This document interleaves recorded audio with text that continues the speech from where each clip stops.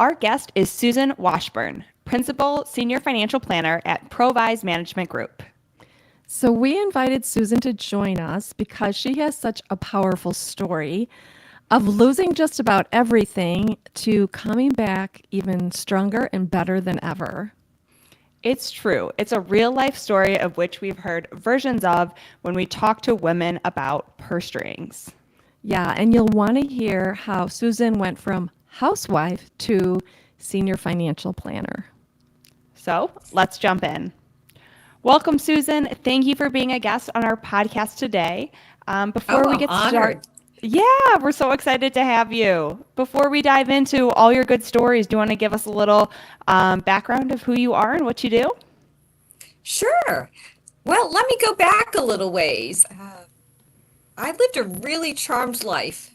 By the age of 30, I had accomplished, I thought, everything. I had a fabulous career going. I had a beautiful home in New Orleans, and I was married and starting a family. So I was just checking the boxes off, right? Well, two events happened that derailed my life. The first one was a hurricane called Hurricane Katrina about 20 years ago. And that forced us to leave our home and evacuate eventually to the drier shores of Florida in a little town called Vero Beach. And while I was here rebuilding our lives, getting kids in school, I delegated my financial affairs. And guess what happened next? A divorce. So here I was, I thought relatively intelligent. I graduated from law school. So I was educated, but I realized I had no financial knowledge. And suddenly I was alone, I was scared, and I had to figure out how to get smarter about my relationship with money. And it's been quite a journey from ground zero, so to speak, to where I am today. That's amazing. So let's dive into all of this. Okay. So you evacuated because Hurricane Katrina was coming your way, right? And we had Yes. talked before, and you said that was the beginning kind of the end in a way because you started realizing some covert activities were going on with the financials in your household. Can you share a little bit about what was going on there? Well, once we were in Florida, all of the mail suddenly started coming. My ex, my then husband, now ex, he had everything going to the office. So I didn't see the bills. And we never had conversations about money. And I let him, once my two sons were born, I just put all of my time and effort into managing those little lives and play dates in school and being, embracing being a full-time mom. So it was pretty shocking. I was at a baseball game for one of my guys and I opened some mail and I saw that there was a lot of money taken out on margin. And I had no idea what was going on. And once you start finding that one deception, Yeah. they all start falling into place. So I was stunned. I still am stunned. There was never a conversation like, you know, we have some problems. Maybe we need to work this out. The week before Hurricane Katrina, I went back to work. It was my shortest job ever for a week because I got fired because I couldn't come back because I didn't have a house. But I knew that we needed to have more income coming into the family. And with my sons going, school full time, I wanted to go back into the workplace because I do find some sense of purpose, whether working be in the house or outside of the house, or for so many of us, a combination thereof. So that was really the start of it. And then it just kind of got worse. And so I know with Katrina, it sounds like you lost everything. So not only were you realizing this financial information, but I assume you're dealing with what? Insurance on the house, buying new everything, moving the whole family. I mean, were you able to take anything with you, or is everything just washed away? We really just, one of the best things, we had flights to leave. In New Orleans, our home was about a mile away from one of the levee breaks, and it was one story. So I was just exhausted from that first week of going back to work, being told I had to wear pantyhose again. You know, just silliness. So really, we put the boys in my SUV. We took some important papers.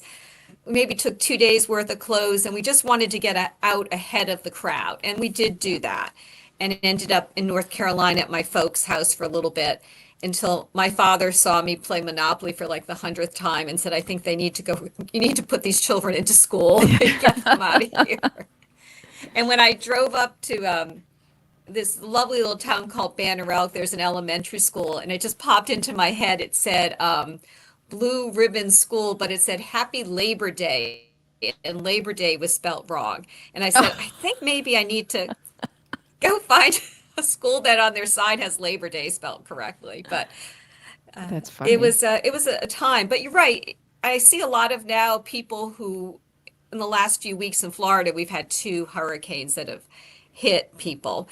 And we've had water surges, we've had tornadoes across the state, we've had wind and rain, and people don't often understand the difference between homeowners insurance and flood insurance. Yeah.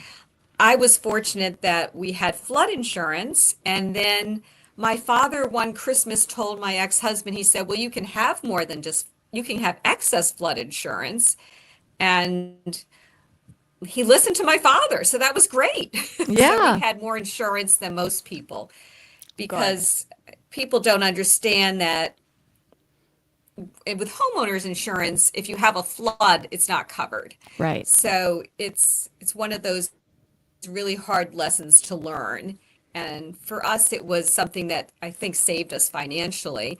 The other thing that people forget is even if you do get a flood insurance check, if you have a mortgage, that check goes to the mortgage company first. So, Yeah. I've so heard- you might think, I'm getting all this money, and you might, but it's still a lot of different hurdles to come. I know that we had a first-time adjuster get to our home in New Orleans, and so he had never seen a disaster, but he had never seen anything. It was his first house. Oh my So gosh.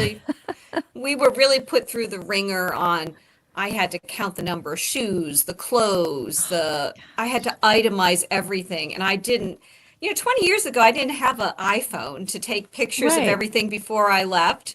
So it was a real eye-opening experience, and just fighting different bureaucracies, because the excess flood insurance was in the private market, but I couldn't get to that. They were all ready to go until, our primary flood insurance had been all settled. Then we could, jump from place to place. But it were trying times. I was always really happy. The school, there's a little school in Vero Beach called St. Edward's School, and they took our sons in. And it was really great because they could go someplace where they didn't see their mom stressed out about Yeah. fighting insurance companies during the day, trying to figure out what's next. So Yeah. Yeah, that it sounds was like it a was a full-time time. job. Yeah. It was a full-time job. Grieving was a full-time job, and moving forward. Yeah. We have a forensic accountant who focuses on women and kind of what are the inklings or red flags that they are suddenly seeing that shows them, wait a minute, something's going on here. And yours was getting that kind of on margin. Like you said to me, I didn't even know what margin was, but we were in margin. I just saw a big negative, and I'm like, what the heck? Yeah. So And where I was think the what money going? Well, it was just, I think, I don't know where it went. I have theories, but I didn't delve too much into it because we kind of got settled. We had bought a home, and then Yeah. I see this happening, and I'm like, really? Here we go. So it's really important for women to be involved in their financial affairs, especially, I read something about how younger women today are very involved in getting education, and we're speaking up for getting pay raises. We're speaking up for Me Too. We are expecting to be treated well in the workplace. But the same speaker said that what happens is lots of times when women get married or have a partner, a male partner, that they're delegating back those financial responsibilities. Do you hear about that as well? unfortunately. Yeah, we definitely do. And, there's always this part where I understand, like, God, if you're raising two small children, you're moving the whole house. I can't blame you for needing to put something off into somebody else. That makes a lot of sense. But it's really important to understand these are the things I can delegate, and these are the things I have to stay in tune with no matter what tornado is going on around me in my life. Because I do get it can be overwhelming and you have to pick, what you're gonna put your attention on.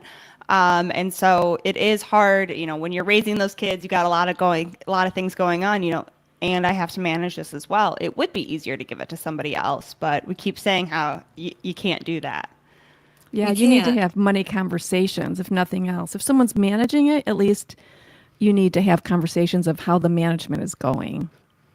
Absolutely. And I've seen clients, as I'm sure all of us have heard of, especially maybe women, older women whose husbands passed and traditionally handled all of that. If their spouse passes or their spouse has a significant medical situation, they're very lost. Yes. And to try to figure their way through what's often a maze, whether it's clearly set up and defined or whether it's scattered, to them it's a maze because it's just always been done. Right. And I just trusted someone that I cared for and loved and the father of my children. And I should have stayed involved. And that would be my one caution to people is don't step away from it. Have the conversation, have date night, and date night be looking at the numbers. Yeah. So how did you make that move? Like you made a decision, you need to make this move. You were a housewife, you had two small children. Right. That's a very vulnerable place to be, a very uncertain place to be. So how did you move forward in that time frame? Slowly, slowly, One step at a time. one day at a time, it really was. It was very hard to be divorced in my 40s with two younger kids. It was challenging on many fronts. I, at that time, went to work for my family's wealth management company.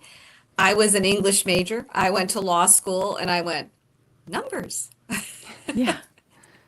And I started doing some compliance work. And then I studied to become a certified financial planner. And even Wow. after taking two bar exams, it was really hard in my 40s to go back and learn subject matter that was unfamiliar. And it took a little while. It took over a year to do. And that was one of the things that, my family business impressed upon me that that would be a great, even though I have the law degree, to have this other skill set. But it took a lot. It took a lot of sacrifice on my part. I focused on my career and my children. And that was my life for a lot of years. And it was hard. There's no other way to put it. It's But just it hard. paid off. It paid off, It right? did. It did. Um, when my youngest went to college, I guess it was about 7 years ago, I decided that I wanted to learn more about my industry. I decided that I wanted to really put these skills that I had studied for to work. And I came to work for Provice Management Group. And there was a woman here, a partner, Nancy, and my mentor.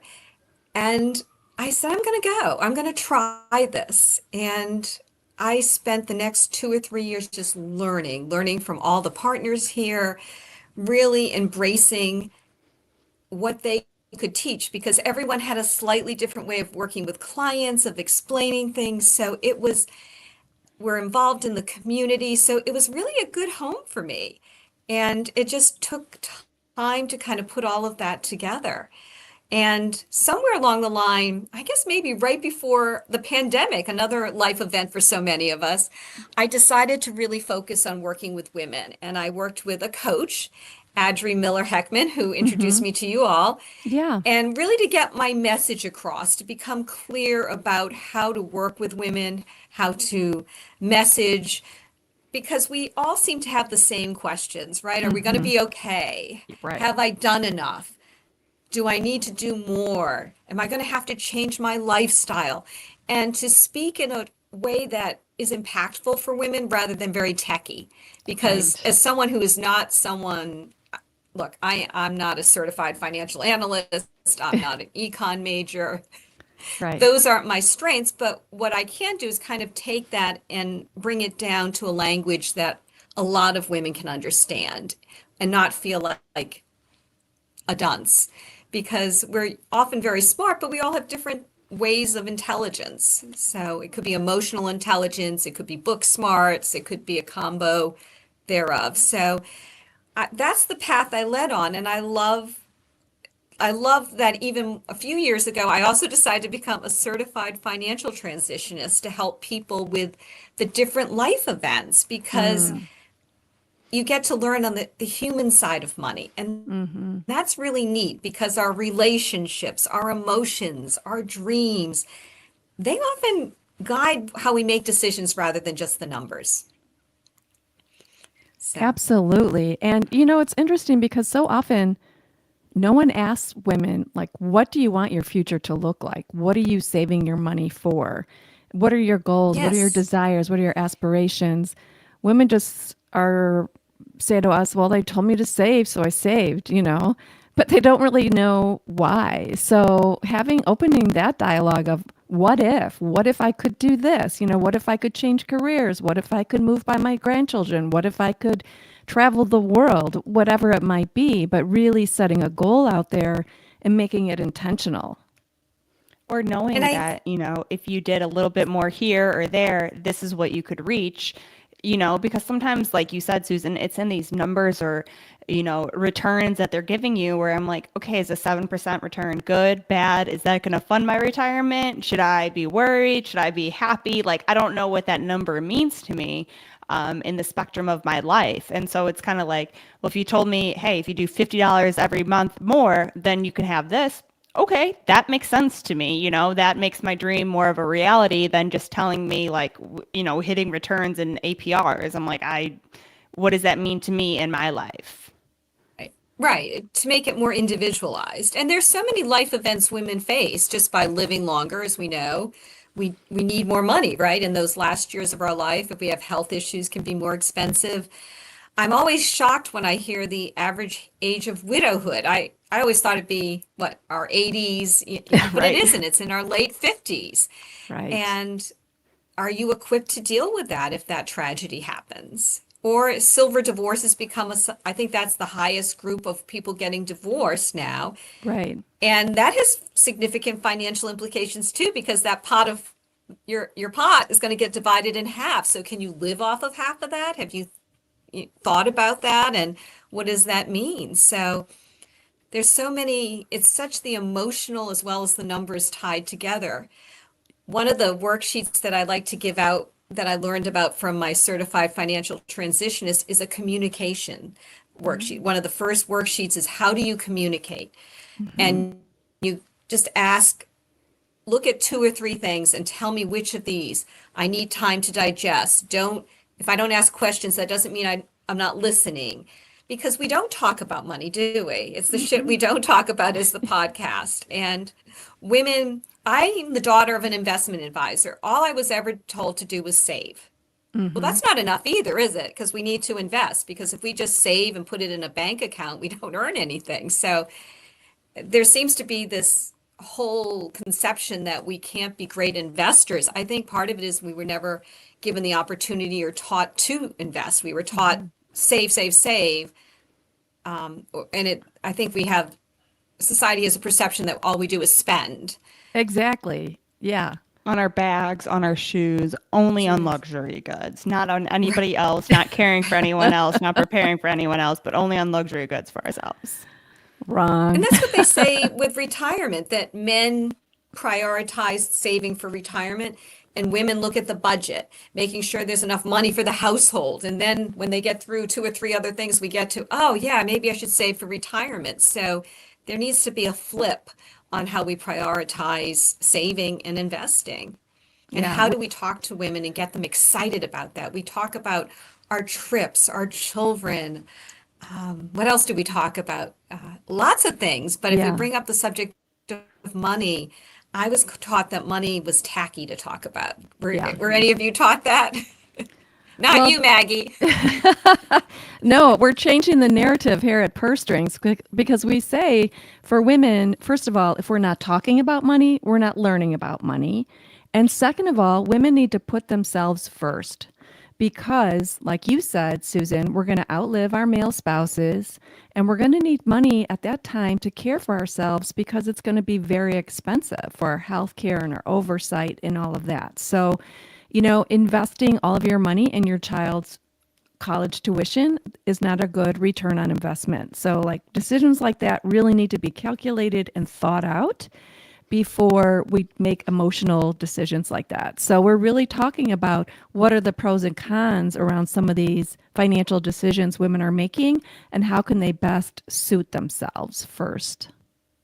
No, I think women need to kind of raise your hand, so to speak, and say, I'm going to prioritize me. I know one of the things I decided about 2 years ago was just for my overall health was to start hiring a trainer twice a week just Awesome. for physical strength. As I age, I need that.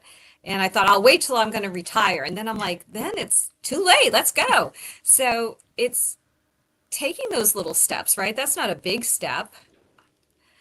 But it It's a, And compounds. moving forward with it.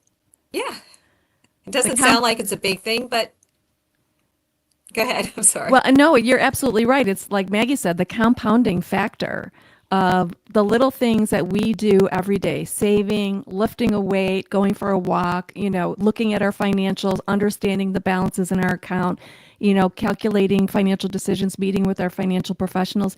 They don't have to be overwhelming. They just have to be kind of your everydayness around life skills and life management.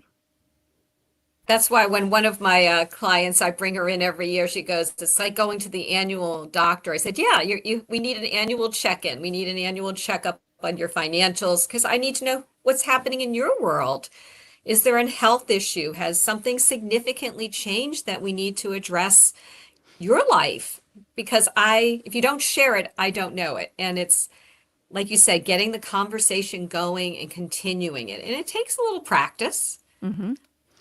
Yeah, I was going to add in there that, these money conversations, as much as we say they're important and it's not taboo any longer, if you've never had them, it can still be uncomfortable to get started, like a lot of things are. But over time, it does get better and easier, but it's not going to be like, oh, you're right, it's not taboo. And it's a really easy thing to do. It does take a minute to warm up, to learn how to talk about it, to learn who you can talk about it with, because some people still are uncomfortable with the topic. Right. So it's just kind of learning those things and navigating that. But Susan, I think your story is such a great example of like you can bounce back and it's never like this is it. This is the end. It takes time. Keep It's small going. steps Keep forward. going. Yeah. Yeah, keep going. I mean, you don't know what the next step, where it'll take you, but if I think you have to keep moving. Um, Yeah. it's taken me a while, but I'm now an owner. I'm a partner where I am. And if you had asked me 7 years ago, was that going to be in the cards? I don't know if I would have thought that. But Right. it's just taking those steps because life has some unexpected surprises, some of them joyous, some of them huge challenges. So, and it's having a core group of cheerleaders. I've had some great cheerleaders. Barb and Maggie, I'm sure you've been cheerleaders for each other, given Yeah. Oh, that yeah. you're mom and daughter. So I think if you can find those people that lift you up, that inspire you. Some of my mentors here are not women. Some of my greatest cheerleaders have been men. So I like to give them a shout out too. Sure. But it's learning that we also have to be vocal. We have to speak up. They say just when women apply for jobs, if we don't have everything on the job description, that we don't apply. And guys are like right in there, right? I can do one of those 20 things. So we need to take some chances. And when I came over here, my financial planning skills, that wasn't what my family's firm did a whole lot of. And I really took the opportunity to learn and to grow and to kind of put all of those pieces together so we can help people, design a holistic plan that works for them. And Hmm. especially for women, all the little extras that we need to plan for. So And Susan, it's we so talked. great. it's like having a caddy on the team, right? If you're a golf person, having a caddy to help you out. So you talked about, we talked about some of the harder things that came up on the journey, but let's share some of like the highlights that came up on your journey as well over these 20 years. Any great surprises along the way? Great surprises. That I'm still standing is always a great surprise, right? Yay! Yeah. My sons, I think, obviously I'm a mom and they've both graduated from school. They are in the world working. One got married, so they're some of my greatest treasures. And just learning to try new things like golf. I started playing golf about 2 years ago. So Nice. some of the personal stuff's really important to figure out how you can balance. I come from a very strong New England work ethic, and sometimes I don't know how to not work. Hmm. So another thing, I think as a mom, I that's a 24/7 gig, whether you're at home, whether you're in the workplace, and being a single mom, that taught me a lot about me and what I could do. Yeah, and then you look at other moms and have empathy for them, right? When you see other single Oh my moms, gosh, yes. And I'm or I, so glad to see the workplace has become much kinder to women, working moms. yeah, we still need more work on it, but Oh, we at least do a they're lot of work. acknowledging it. Yeah. I mean, when I see moms struggling to open a door with a stroller and a toddler, I'm like, let me get that for you, because I know how hard it is to manage all of that when you've been in those places. You just want to always lend a helping hand. Right. No, I absolutely agree. And when I just remember years ago part of the reason I became a stay-at-home mom is because there was so few options for where to put my kids. Yeah. And it was actually more cost efficient for me to stay home than to pay for daycare. And I think daycare costs are still a huge expense when I hear Huge. clients talk about it. They can't wait till their kid gets to kindergarten. But it's a challenge we face, and as caregivers, and we tend to be the caregivers that get sandwiched between Yes. generations, our aging parents and friends and our children, and some women are seeing grandchildren too. So Yeah. Awesome. It's a lot. But yeah, I think this has been a really great conversation just to show that you can bounce back. There's so many women who have, similar stories. You're not alone in that boat. But we're here to be your cheerleaders. We're here to help you with those finances. We're here to teach you what margin is if you need to know. Whatever it is to help you support and really move forward and start owning your finances. So before we sign off, Susan, are there any last thoughts or notes you want to send to our listeners today? start, get going, figure out where you need to start as a woman to move forward and take a step. Yeah. I know on purse strings there are a lot of women and some great guys too. Don't want to leave them out, but find someone that you can hear you. I think that find someone that can listen deeply to what you say and prioritizes your relationships. I think that's a lot of what women want, that we want someone who hears us, can work with us, and sometimes can give a different perspective or just kind of guide us along there. Yeah. And don't don't delay. Get Yeah. started today, right? I One love foot in it. I front of love the it. other. Yeah, it's exactly. Well, thank you, Susan, for It's coming never on too today. late. Thank you. Thank you. Thank you Thank you, for ladies. all our listeners tuning in. So, like Susan said, just take one small step forward today and tune in next week for Women in Money, the shit we don't talk about. Talk to you all soon. Thank you, Susan. Thanks.